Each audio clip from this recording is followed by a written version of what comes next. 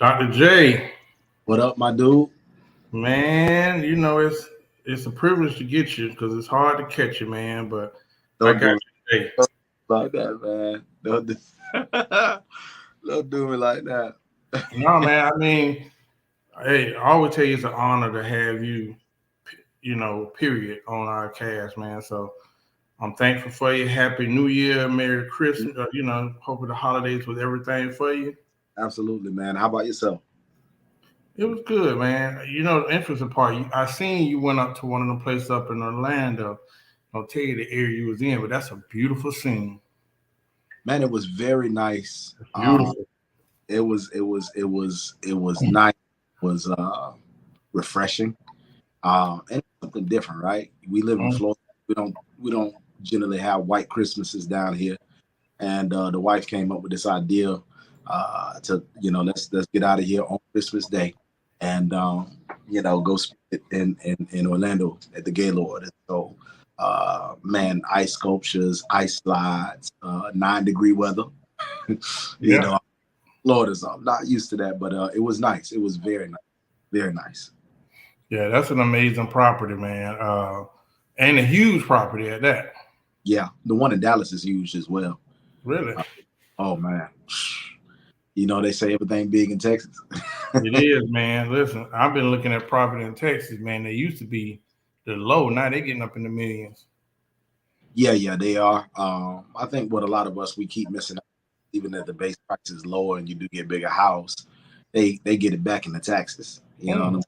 saying? They taxes over there in Texas is just off the chain. So I think although a lot of us desire to hit the Midwest, and it would be a place that I'd like to be, but right now I'm a chill until the Lord says so in Florida. Yeah, I think I didn't learn that one lesson in life about moving when God ain't told you to move. So I had to learn that the hard way. Yeah, All yeah. right, man. This is a mentorship as well as a brotherhood. So, I feel like I've learned a lot. I got a lot of life lessons, but I always come with some conversation. I don't know if it's confirmation, but I always feel comfortable talking to you about it. And then people stop us in the store, stop me personally, and always telling me about one of the segments that we done did and how you broke it down. And the Super Friends, after the one where we talked about soul ties, bro, they held me on the thing for about 30 more minutes. I said, y'all got to hit Dr. J up, man. Man, They had get questions. y'all got to let me get in one day. I want Yeah. to buy. Yeah, and I like that about it. It made them hungry. That it make you inquire more. That's a positive sign when I want to ask more questions about the Bible. So Mario always put us on beat. So love it. Chris Leo, what's up, man?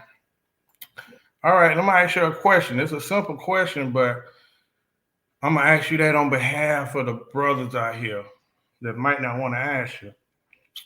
What made you a good husband or contributed to you learning how to be a husband that understood his duties? The reason I say that is because of something I observed with a couple, with a couple that's mutual friends with both of them.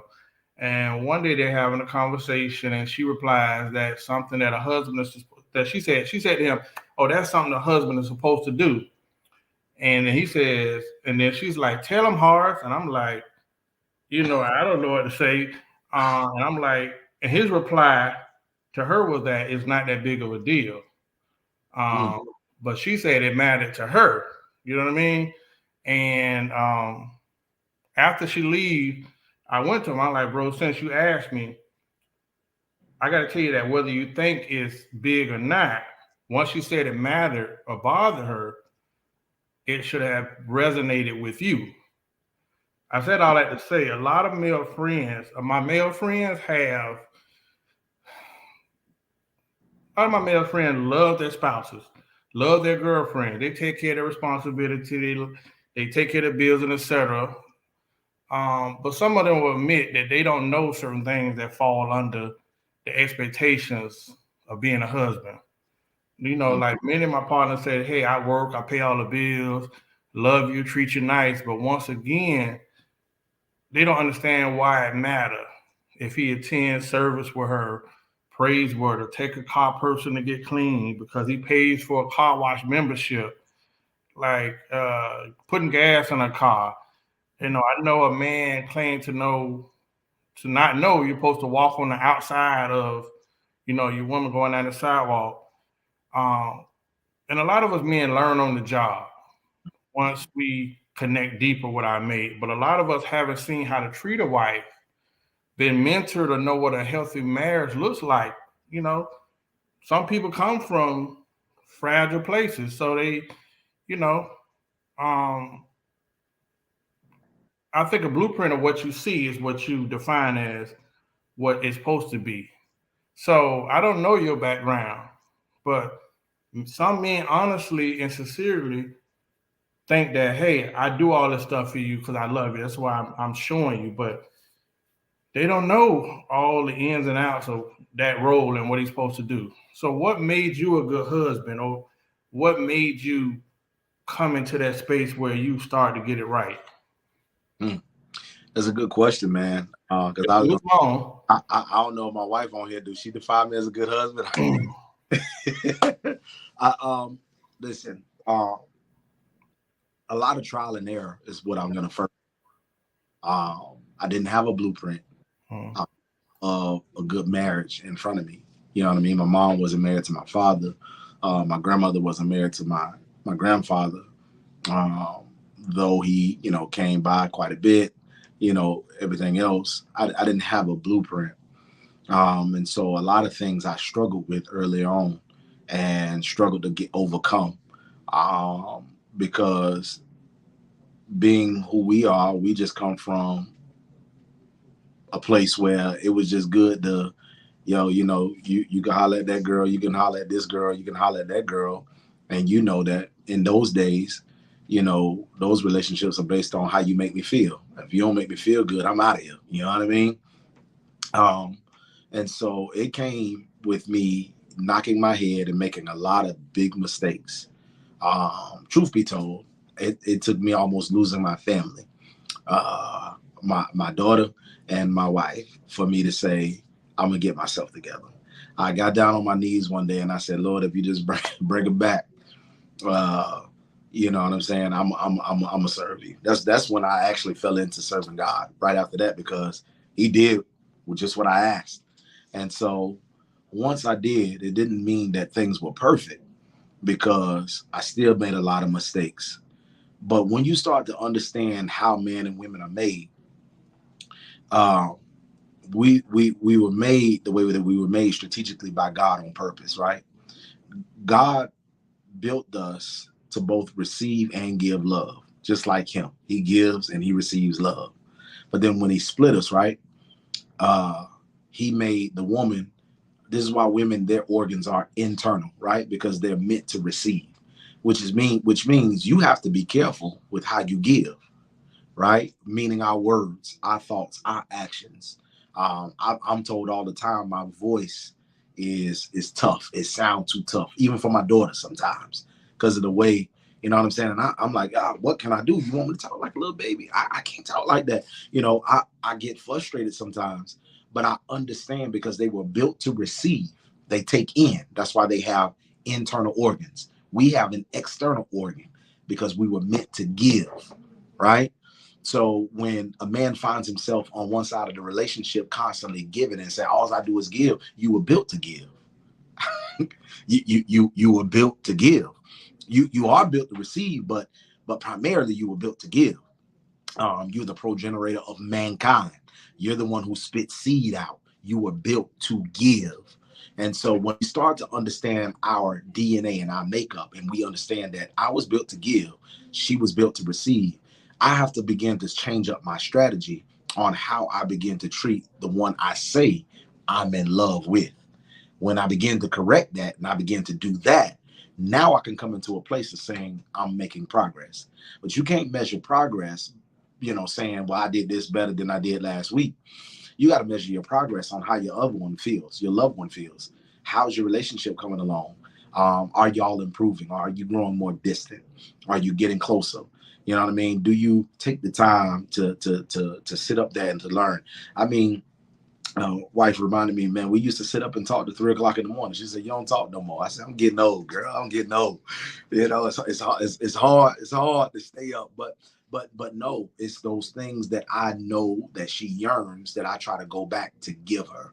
On top of, you know what I'm saying, most of us as men, we try to show our love by purchasing and giving, right? Because we were built to give. So we try to buy things, and sometimes we say it's not trying to buy their love, but in reality, we are. So we buy things, and some of these women, they don't care about how well or how nice a thing. They don't care about no Louis bag. Some women don't care about red bottoms. They don't care about that stuff. They want to know, are you connected to me emotionally? I want to know how you can give it to me. How can you show me true and genuine love? Are you with me to the end? Are you with me for how I look, for what I can do for you? And so they want to know, watch this. The number one thing for a woman, she wants to feel secure. She has to feel secure. And if we don't make her feel secure, I think we begin to fail in our jobs. And so my road to trying to be the best that I could be came by me bumping my head, almost losing my family, and me realizing this is the best thing I ever had. Let me get it right, right? Because when we understand that God gave us something, then we understand that we're supposed to protect it and take care of it because he's still the landlord. We're just borrowing what he allowed us to have or rent out or lease for a time being. So whether that's our loved ones, that's our children, that's our marriage, we have to make sure that when he entrusted something in our hands, we take care of it to the best of our abilities, because our first, last, and security deposit, we ain't gonna be able to pay back. Yeah, I think you said a few things as always. I think in retrospect, hindsight is 2020. So I always tell someone was like, "How you talk about relationship?" I said, "Well, I failed, so I can give good advice and I can be transparent." Whenever some people say 50-50, I'm like, "No, it should be 100-100." Like the intentional part, I think is a lot where a lot of people miss it. Like I ain't gonna be doing all that. And somebody got to actually be in that gap where to really be intentional about making it work. And I think a lot of my brothers, ego, scared of being played, feeling like not being appreciated. There are a lot of factors that go into us. And I've seen a video that I kind of feel, but I don't know why I can relate to it, where a guy was like, a man didn't actually love him, actually respect him. You ever heard that one? That mean? There's a video one of the pastors came out and he was talking about like with men, respect is a big thing. Appreciation is a big thing. So when you said we But external, I get it. no thing though, I do know, most of us do want to be respected. Most of us do need to feel appreciated, right? That keeps us going. We Mm-hmm. don't, because if you keep giving and then you begin to give from an empty cup, eventually you're wrong. So you got to make sure that your cup is always full. How does our cup get refilled? When they show us that they appreciate it. You know what I'm saying? So it goes hand in hand for sure. Yeah. And like I say, I asked you that question because I do see a lot of more people getting engagements and people getting married. I just know that a lot of relationships we miss it. And sometimes it's pride, sometimes it's whatever it is. But I think when more people being transparent, that's why I asked you, because you gonna give it to me and be 100, and that's I why I appreciate it. So, bro, I had to also come to the place where I understood that in today's time, most people are more in love with the idea of marriage rather than marriage itself. Right. Marriage is to death do us part, Mm-hmm. right? The idea of it, when you get down to the root of it, going back to the Greek, the word for marriage is gabio in the Greek, and this actually means like gem. And how is a gem made? A gem is made through fusion, right? When you fuse something, you can't separate it, right? This is why they say, "What God put together, let no man put asunder," right? And this is why it says, "For this cause shall a man leave his mother and father and cleave to his wife, and the two shall become one."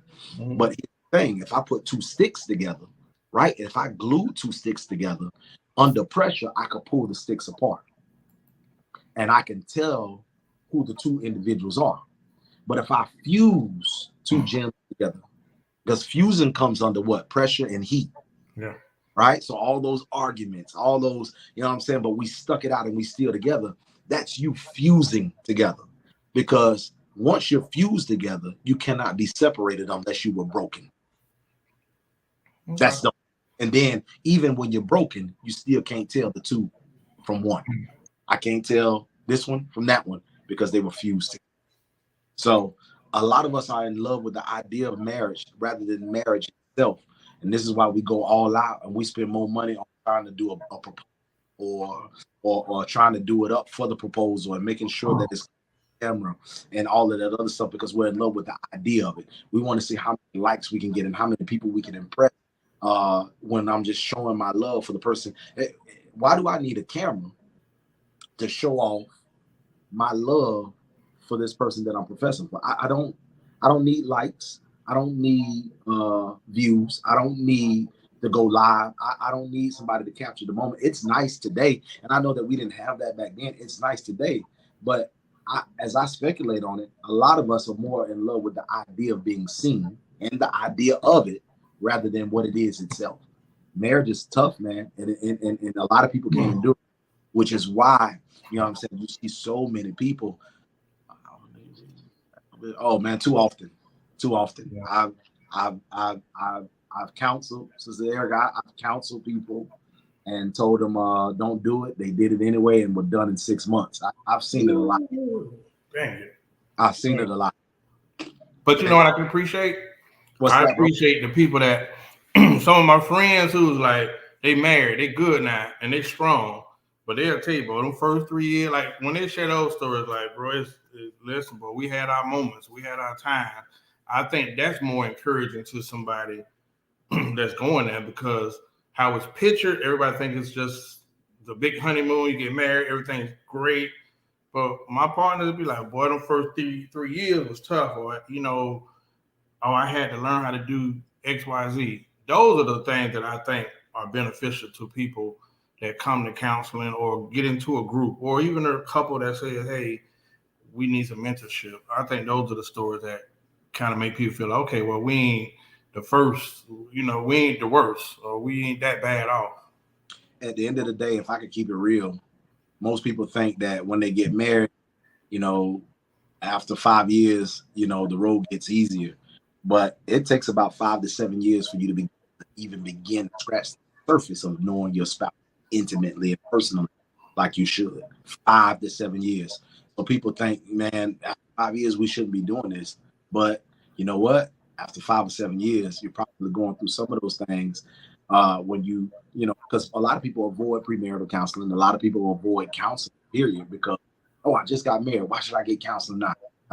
To them, it's a fault. Counseling is a bad thing. You know, our stigma is, why should I go get a counselor? You know what I'm saying? Even when it comes down to marriage. And so we don't understand if we can't have a mediator or somebody to help guide us and navigate us through, then a lot of times our marriages begin to fail early on, especially in the early phase, 5-year stint. And yeah, 5 to 7 years, I'm telling you. And it's an ever learning process even after then. You know what I'm saying? So I didn't mean to hijack the time, bro. No, man. Listen, like I say, a lot of times people that have me approach me, shout out to PJ in the comments, Chris Leo. People stop me and say, hey, I told you, hey, I like this segment you guys did, or hey, when y'all gonna talk about this? So, like I said, we've been intentional on getting these segments out. Now I'm gonna go from love to something else while I got you. Okay, so last week we did a show about suicide. You know, DJ Twitch, who was from the Ellen Show, he did a video in positive. You know, he seemed to be happy, and then 24 hours later he committed suicide. And then they put out, and it's almost redundant where they keep saying men are trending, more men are committing suicide. And I be seeing all these shows, and we discussed it, but no one really has any insight. And Mario, might have been Mario, we were talking about the spiritual aspect. So one guy said, man, you got to have something to live for, you know. And then you had other people that was talking about the problem, how people give up. that's trendy, man. Is there a spiritual approach that someone should take? Is it something that spiritually you is there something that will help you come out of that place when you walk into their relationship with God? Is that the only way to get through it? Knowing who he is would deter what you're trying to do as far as take your own. There's a song that they sing in the church that says, "My life is not my own, to you I belong. I give myself away," right? Mm-hmm. We understand that this body of ours is not ours, but this is God's. We're only leasing this thing for a little while. Then I understand that if I belong to him, how can I take away what he gave me? How can I kill what he gave me? It's no different. I think, and we do feel bad for these people who take their own lives, but let me ask this question to you. Is suicide murder? Yeah.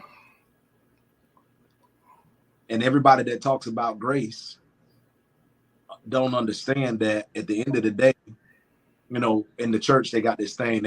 I'm a New Testament Christian, and they try to do that to negate or to nullify Old Testament teachings. But in Jewish customs, what the writer writes, he assumed the reader already knows. So he doesn't always talk about tithing in the New Testament because he assumed you already know. Likewise, just because Jesus came, it didn't mean that you should start committing murder now. Mm. So I'm sinning against my own body when I take my own life. And when I understand the necessity of having God in my life and who he is in my life, then I understand that it's not my decision to take this way, no matter how hard this thing gets.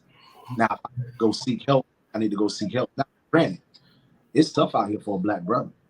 Mm-hmm. He has a lot of shoulders. He's on an uphill climb all the time. Society is, generally against him.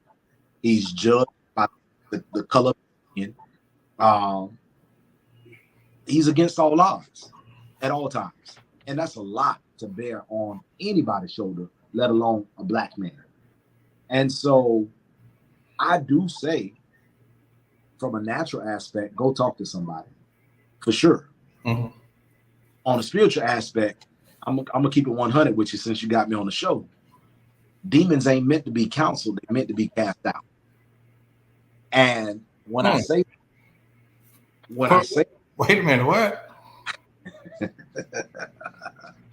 You want me to run it back? Yes. Okay. Yeah, demons ain't what? They ain't meant to be counseled. Damn. They meant to be cast out. Wow. And I think a lot of us are trying to pity pat our demons rather than trying to get it right with God. And I know a lot of people don't go down that avenue, and a lot of people don't deal with that, and a lot of people don't talk about casting demons out. And we won't go down that road. But Chris, you put the question mark up. I ain't heard that one now. It makes sense.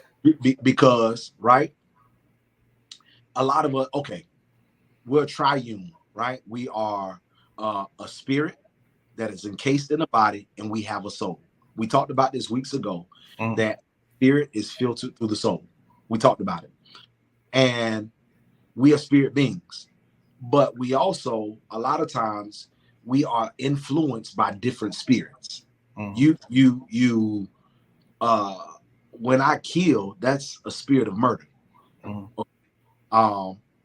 If I steal, that's a spirit of theft, right?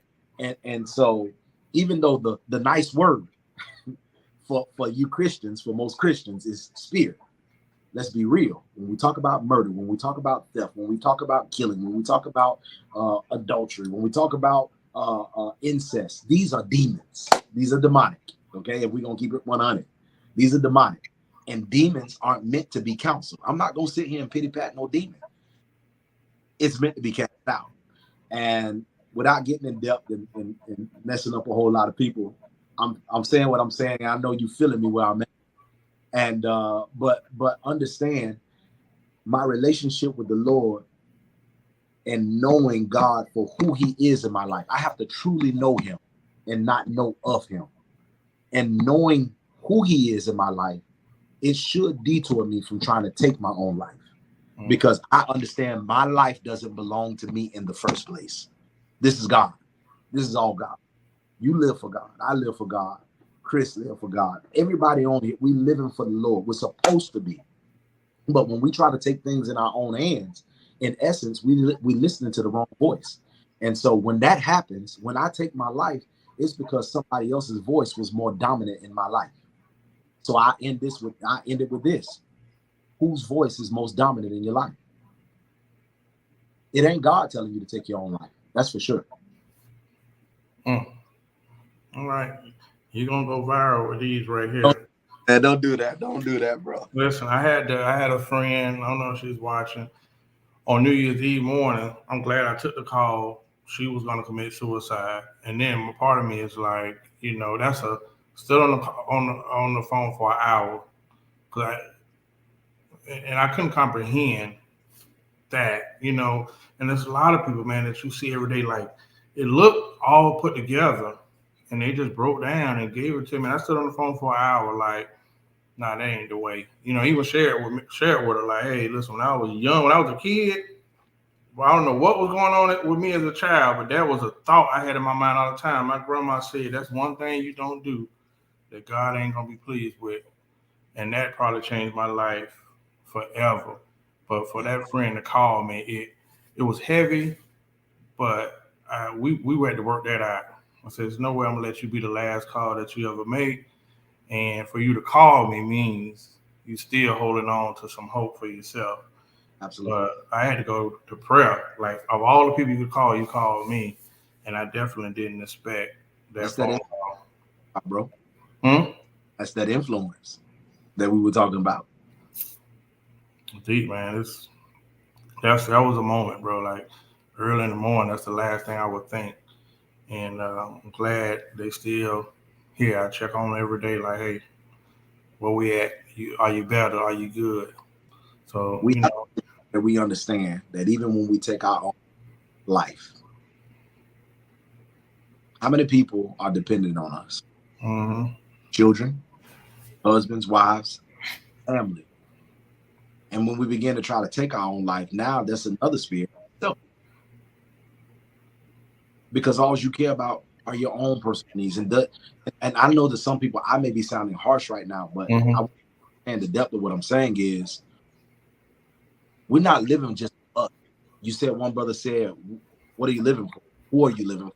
Well, number one, my priority is God, but he has assigned some people to me. And I understand that some people are depending on me no matter how tough my life may get. I got to continue to hold on. But that's where we need to come, and we have to make sure that us as black men, we have to have a safe place of refuge. Somebody to hide in. A lot of us, we don't have that, right? That pride gets in the way, but we don't want to share our intimate moments where we can't cry. Tell somebody, man, I'm feeling bad. I feel depressed. I feel anxiety. We don't want to discuss that with other brothers because why? It makes us look right. In the world, say that a black man or as a man, period, you got to be hard. You got to be hard no matter what. You don't cry. You don't whimper. You can't get down. Right. That's what society. And that's why the suicide rate amongst black men is the highest. And it's crazy. But we have to make sure that we can find that individual that I can confide in, somebody that I trust and I can rely on, that's not gonna go put my business in the street. But like you can talk me through it and give me some nuggets to help me get past where I'm at. Thank you, Dr. J. As always, man. Listen, it's a whole new year. Some people, it take a year. They have to wait till the next year to say, oh, this is my year. I'm about to change it. I'm about to have a New Year's resolution. But, bro, we get to a certain age, we know that every day is a new day. Like, you ain't got to wait the next year. Like, you might. One thing about me when I was on the street, boy, I got out on the streets when I started thinking about that one day I'm going to get off this pillow and ain't going to make it back to it. That humbled me a lot. So I don't put off the next year what I can do. So maybe that's why I live like I do. Like, listen, I got more days behind me than ahead. Yeah. 2023, they ain't got to go nowhere. You're going to get one of those 2023 messages for encouragement or inspiration for anybody that, still battling trauma, trying to keep it with them, or looking for some motivation for 2023. And that's how we'll close out with some of those Dr. J moments. Man, real quick, I just want to tell you that if you can continue to live in the past, then your life will be history. That's the first thing that we need to understand. Old things are passed away. Behold, all things become new. It's a new year, but it won't be a new you if you don't renew your mind. You continue to do the same thing that you used to do that kept you down and held you back, then you're going to continue to be that same old person. It's just going to be a new year with the same you. And so we have to begin to enter into a place where we begin to renew our mindset, begin to think outside of the box, and put things and bad habits away so that we can reflect and have a new us. As we walk into a new us, we have to make sure that we stay consistent with what it is that we don't put to the plow, and let it become a habit of doing great things all the time. Don't live in the past. Don't live in the glory days or the good old days. I remember when, or I remember then, because again, you'll live a life of history. And as always, don't give up. Keep looking up. God's going to give you the divine hookup. Man, 100. So, yeah, I need to trademark that quote. That's my quote. Listen, thank you, Erica. I can't wait to see y'all guys do that show coming up. We're going to have a good conversation. Well, it's going to be interesting for sure. Listen, here's my closing words for anybody out there. Y'all didn't ask me, but I'm going to give it to you. Forgive. Forgive the people that didn't believe in you. Forgive people that didn't know. Forgive people that didn't see. Forgive people that hurt you, whether it's intentional or not. Forgive. Let it go. Anybody I hurt, I apologize. Let's have a conversation. But forgive. Because a lot of times people holding on stuff, and the minute they die, all of a sudden they feel so stupid. No, forgive them today while they still living. What's this thing? Spirit of whatever it's called, but get back, restoration. Repair some of those friendships that you know you need and you know you might have severed. Forgive people. Simple. I ain't a pastor, but I'm pretty sure somebody can use that. I had to learn it the hard way. Dr. J, tell them where they can find you, because I share your messages, but tell them about you, The Rock, everything. The Rock International Church is in West Palm Beach, 901 Park Parkway, Suite 306-307. You can hit me up on all social media platforms at Facebook, Jamian Lovett, Instagram, I am J Lovett. Follow our TikTok at the Rock International Church as well. That's where you can find me. All right. Hey, thank you once again. Stick with me. Everybody, especially Erica, thank y'all for tuning in. I'll be rebroadcasting this soon because there's some people be waiting for it to come out the oven like some cookies from Crumble. So, peace out. Peace.